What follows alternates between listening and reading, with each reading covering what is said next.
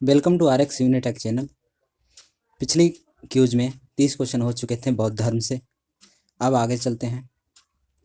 अगला क्वेश्चन है, भगवान बुद्ध के महापरिनिर्वाण के बाद पहली बौद्ध संगति जो 483 ईस्वी में हुई थी वो कहाँ हुई थी? तो पहली बौद्ध संगति हुई थी राजगीर में।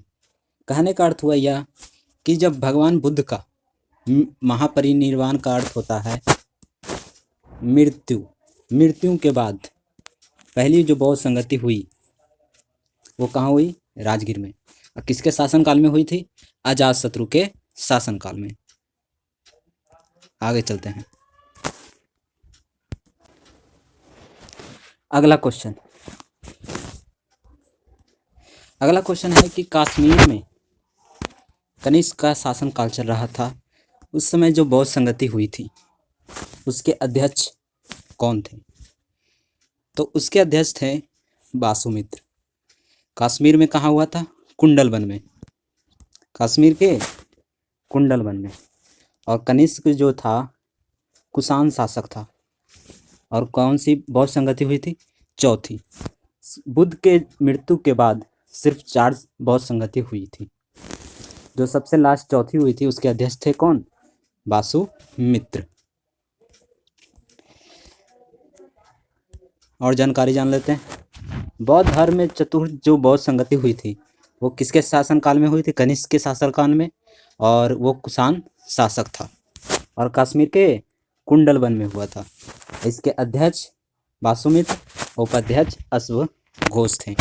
ठीक है। इस सभा में महासंघिकों का वर्चस्व रहा। महासंघिकों का वर्चस्व था। यहाँ बौद्ध ग्रंथों के कठिन अंशों पर विचार किया गया। बौद्ध ग्रंथ लिखे गए थे उसके सम्यक विचार पर प्रकाश डाला गया था। प्रत्येक पीटक पर भाष्य लिखकर उन्हें विभाषा शास्त्र नामक टीकाओं में संकलित किया गया। जितना भी भाष्य लिखा गया था चतुर्थ बौद्ध संगति में उसको कहाँ अंकित, सबका संग्रह कहाँ किया गया? विभाषा शास्त्र में। चौथी जो बौद्ध सबसे लास्ट जो बौद्ध संगति हुई थी उसके बाद बौद्ध धर्म 2 हिस्सों में बट गया था, 2 संप्रदायों में बट गया। एक हीनयान, दूसरा महायान। ये 2 संप्रदाय में बौद्ध धर्म विभक्त हो गया, मतलब बट गया। आगे चलते हैं। बौद्ध धर्म की महायान शाखा औपचारिक रूप से किसके शासनकाल में प्रकट हुई? तो चौथी जो बौद्ध संगति हुई थी वो कनिष्क के शासनकाल में हुआ था। तो इसी जो शासनकाल में बौद्ध धर्म 2 संप्रदायों में विभक्त हुआ था, एक महायान दूसरा हीनयान। ठीक है। कनिष्क के शासनकाल में, किसके शासनकाल में? कनिष्क के शासनकाल में बौद्ध सभा किस नगर में आयोजित किया गया था? तो अभी बताया था कि जो कनिष्क के शासनकाल में कहाँ होता? कश्मीर के कुंडलवन में। और कौन सी बौद्ध संगति? चौथी। कौन सी बौद्ध संगति हुई थी? चौथी। ठीक है। आगे चलते हैं। किस शासक के काल में चतुर्थ बौद्ध संगति हुई थी? तो कनिष्क के शासनकाल में जो कुषाण शासक था उसके शासनकाल में चतुर्थ बौद्ध संगति हुई थी और बौद्ध धर्म 2 संप्रदायों में बट गया था, हीनयान और महायान। ये दोनों जानकारी बहुत इंपॉर्टेंट है। आगे चलते हैं। चतुर्थ बौद्ध संगति के हुई थी उसके किसके शासनकाल में हुई थी? तो अभी बताया कनिष्क के शासनकाल में। और कनिष्क कौन था? कुषाण शासक था। चतुर्थ बौद्ध संगति जो कश्मीर के कुंडलवन में हुई थी किसके शासनकाल में हुआ था? कुषाण शासक कनिष्क। अगला चलते हैं।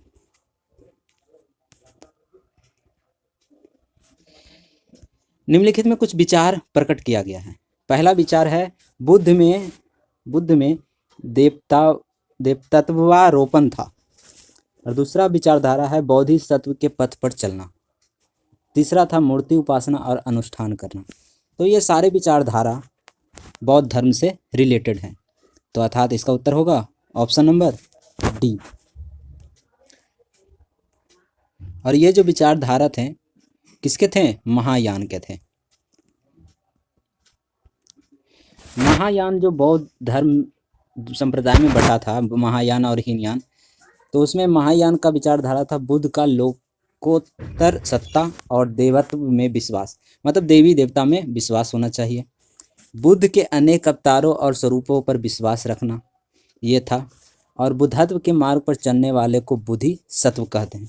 तो बुद्ध जो महायान का विचारधारा था वो किस पर आधारित था? बोधिसत्व पर और देवी देवता पर और लोकोत्तर सत्ता पर, और जो सभी मानवों की मुक्ति में सहायता करता था। बोधिसत्व के पथ पर चलने पर अनुकरणीय कहा जाता था। जो बोधिसत्व के मार्ग पर चलता था, बुद्ध के मार्ग पर, उसे बोधिसत्व कहते थे, और इसका अनुसरण करने वाले को अनुकरणीय कहा जाता था। हिंदू धर्म के प्रभाव में बुद्ध के देवता रोपण का अनुष्ठान, मूर्ति पूजा, ये सब पर विश्वास रखते थे, था तीनों कथन सत्य है। अगला क्वेश्चन है, इसमें 4 स्थान दिया हुआ है, उसमें बताना है कि जो बौद्ध संगति हुई थी, प्रथम कहाँ हुई थी, दूसरा कहाँ हुआ था, तीसरा कहाँ हुआ था और चौथा कहाँ हुआ था। तो जो पहला जो बौद्ध संगति हुआ था वह राजगीर में हुआ था। कहाँ हुआ था? राजगीर में। और दूसरा जो हुआ था वैशाली में। कहाँ हुआ था? वैशाली में। और तीसरा हुआ था पाटलिपुत्र में, और चौथा हुआ था कश्मीर के कुंडलवन में। तो ये सही क्रम आपको याद रहने चाहिए। तो उस अनुसार से इसका उत्तर हो जाएगा ऑप्शन नंबर डी।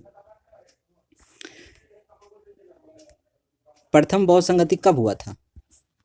जब प्रथम बौद्ध संगति हुई थी 483 ईसा पूर्व में, जब भगवान बुद्ध का क्या हो गया? मृत्यु हो गया। तो मगध पर शासन चल रहा था अजातशत्रु का। किसका चल रहा था? अजातशत्रु का। तो अजातशत्रु ने राजगीर में, जिसे अभी राजगीर बोला जाता है, उस समय राजगृह बोला जाता था, किस गुफा के सप्तपर्णी गुफा में प्रथम बौद्ध संगति करवा दिया। ठीक है। और दूसरा जो बौद्ध संगति हुआ वो 100 साल बाद हुआ। दूसरा जो हुआ 100 साल बाद हुआ, और काला शोक के शासनकाल में हुआ था। और बुद्ध के मृत्यु के 100 साल बाद कहाँ हुआ था? वैशाली में। ठीक है। तो 383 ईसा पूर्व में हुआ था। तीसरी बौद्ध संगति जो हुई थी अशोक के शासनकाल में। अशोक कौन था? मौर्य वंशी था, और उसने कहाँ कराया? पाटलिपुत्र में। ठीक है। और इसके अध्यक्ष थे मोगलीपुत्र तीसरे बौद्ध संगति के अध्यक्ष थे। अब बचा चौथा बौद्ध संगति, जो कनिष्क के शासनकाल में कहाँ हुआ था? कश्मीर के कुंडलवन में। और इसके अध्यक्ष थे वासुमित्र और अश्वघोष उपाध्यक्ष थे। तो ये याद रखना है, प्रथम बौद्ध संगति हुआ था किसके शासनकाल में? अजातशत्रु के शासनकाल में।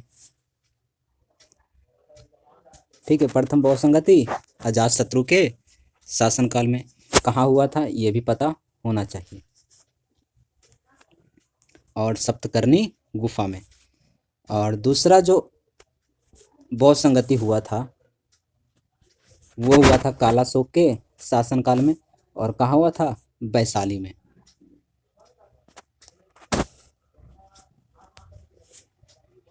अगला तृतीय बौद्ध संगति जो हुआ था अशोक के शासनकाल में, कहाँ कराया था? पाटलिपुत्र में।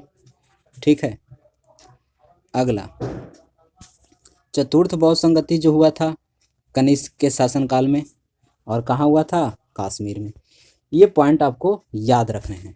आगे चलते हैं। तो द्वितीय बौद्ध संगति का आयोजन कहाँ हुआ था? तो अभी बताया, पहला राजगीर, दूसरा वैशाली, तीसरा पाटलिपुत्र, चौथा कश्मीर। तो इसका उत्तर हो जाएगा वैशाली। आगे चलते हैं। तीसरा बौद्ध सभा किस स्थान पर बुलाई गई थी? तो तीसरा बौद्ध संगति कहाँ हुआ था? पाटलिपुत्र में। किसके शासनकाल में? अशोक के शासनकाल में।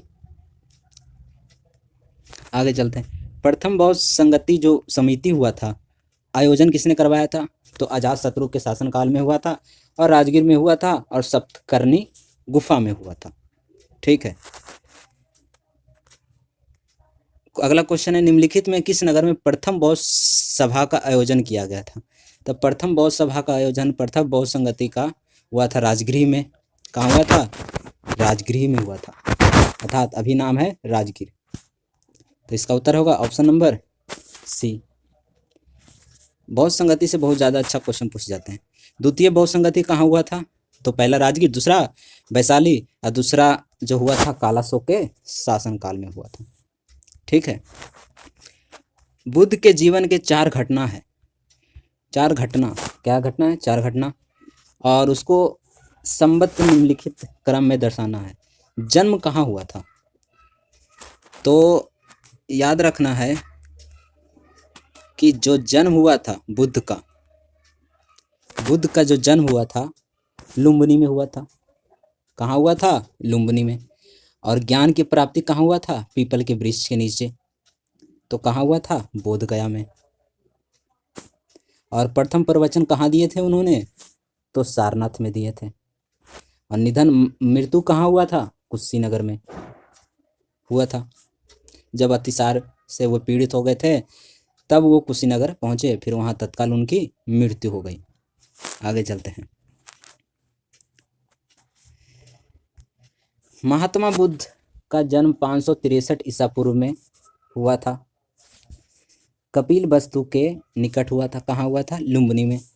और बोध गया में क्या हुआ? वैशाख पूर्णिमा की रात उन्हें ज्ञान की प्राप्ति हो गई। और काशी में श्रीपतन नाम का स्थान है जो अभी सारनाथ बोला जाता है, वहाँ उन्होंने प्रथम उपदेश दिया। तो प्रथम उपदेश का नाम कहा गया धर्म चक्र प्रवर्तन। उसके बाद उसके बाद उनकी मृत्यु जो हुई थी कुशीनारा में। कहाँ हुई थी? कुशीनगर में, जिसे उनकी मृत्यु को बौद्ध धर्म में कहा जाता है महापरिनिर्वाण। क्या कहा जाता है? महापरिनिर्वाण। आगे चलते हैं।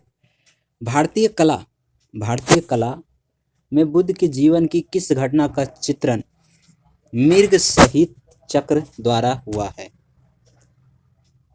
तो प्रथम उपदेश को भारतीय कला में बुद्ध के जीवन की घटना का मृग सहित चक्र संपादित किया गया है, चित्रण किया गया। भारतीय कला में बुद्ध के जीवन का प्रथम उपदेश का जो चित्रण अर्थात पेंटिंग किस अनुसार किया गया? मृग सहित चक्र। बुद्ध का प्रथम उपदेश कहाँ दिया था? सारनाथ में। और कहाँ? हरिण वन में। इसीलिए इनका जो चित्रण पेंटिंग बनाया जाता है प्रथम उपदेश का, वो बनाया जाता है मृग सहित चक्र के द्वारा। और जो हरिण वन था उसे बोला जाता था मृग दाब। आगे चलते हैं।